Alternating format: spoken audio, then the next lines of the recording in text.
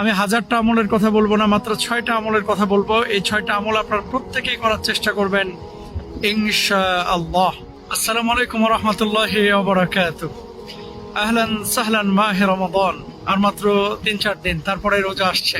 তো রোজা যেহেতু আসছে, আমলের মাস, ইবাদতের বসন্তকাল, সুবহানাল্লাহ। এই রমজান মাসে আপনারা কি করবেন কি করবেন না, অনেকে অনেক ধরনের প্ল্যান করছেন, তাই না? আমি 1000টা আমলের কথা বলবো না, মাত্র 6টা আমলের কথা বলবো। এই 6টা আমল আপনারা প্রত্যেকেই করার চেষ্টা করবেন ইনশাআল্লাহ। আল্লাহ সুবহানাহু ওয়া তাআলা পবিত্র কোরআনুল কারীমে বলছেন, কুতিবা আলাইকুমুস সিয়াম কামা কুতিবা আলাল লাযিনা মিন ক্বাবলিকুম লাআল্লাকুম তাত্তাকুন। যাতে করে আমরা মুত্তাকি হতে পারি, এজন্য আল্লাহ আমাদেরকে রোজা দিয়েছেন। রোজা আমাদের উপরে ফরজ করেছেন যেভাবে পূর্ববর্তীদের উপরে করেছিলেন। তাকওয়া অর্জনের মাস। আর তাকওয়াটা কি? এটা ধরা যায় না, ছোঁয়া যায় না, এটা খাওয়া যায় না, স্পর্শ করা যায় না, এটা হচ্ছে হৃদয়ের অবস্থা। এই রমজানে তাকওয়া আপনি অর্জন করবেন, আল্লাহর ভয় হৃদয়ের ভিতরে নিয়ে আসবেন। নবীজি জবাব দিয়েছিলেন, আত-তাকওয়া হা হুনা। তাকওয়ার জায়গা হচ্ছে হৃদয়ের ভেতর, অর্থাৎ আপনার চলা বলা কথা সবকিছু যেন হয় আল্লাহকে রাজি খুশি করার জন্য। আপনি সুদ খাবেন না, ঘুষ খাবেন না, হারাম কাজ করবেন না, হালাল কাজ করবেন, নামাজ ছাড়বেন না, রোজা ছাড়বেন না, মানুষকে গালমন্দ করবেন না, ঠিক আছে? 1 নম্বর।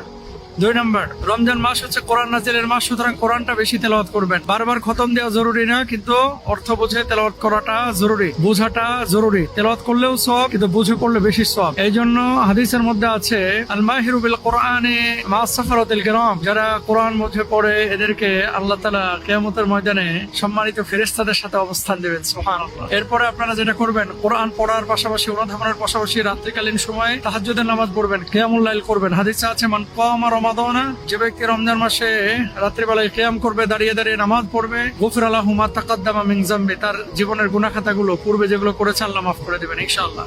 4 নাম্বার, তাওবাটা বেশি বেশি করবেন। আল্লাহ নবী বলছেন, ওয়াল্লাহি লা আস্তাগফিরুল্লাহ ওয়া আতুবু ইলাইহি আকতারা মিন 70 মাররাতান। প্রতিদিন তিনি 70 বারের বেশি তওবা করেছেন। অথচ আমাদের জীবনে কত গুনাহ, আমরা তওবা করি না। বেশি বেশি তওবা করবেন, আস্তাগফিরুল্লাহ আস্তাগফিরুল্লাহ আস্তাগফিরুল্লাহ পড়বেন। এরপরে হচ্ছে ইফতার সামনে নিয়ে দোয়া করবেন, আল্লাহুম্মা ইন্নাকা আফুউন তুহিব্বুল আফওয়া ফা'ফু আন্না। এরপর আপনারা বেশি বেশি সাদাকা করবেন। নবীজি হাদিসে আছে, তিনি প্রবাহিত বাতাসের ন্যায় তিনি সাদাকা করতেন এই রমজান মাসে। তো আপনারাও করবেন ইনশাআল্লাহ তাআলা। নামাজ কেউ মিস করবেন না, সাহরি কেউ মিস করবেন না, রাত্রিকালীন সময়ের ইবাদত গুলো কেউ মিস করবেন না ইনশাআল্লাহ তাআলা।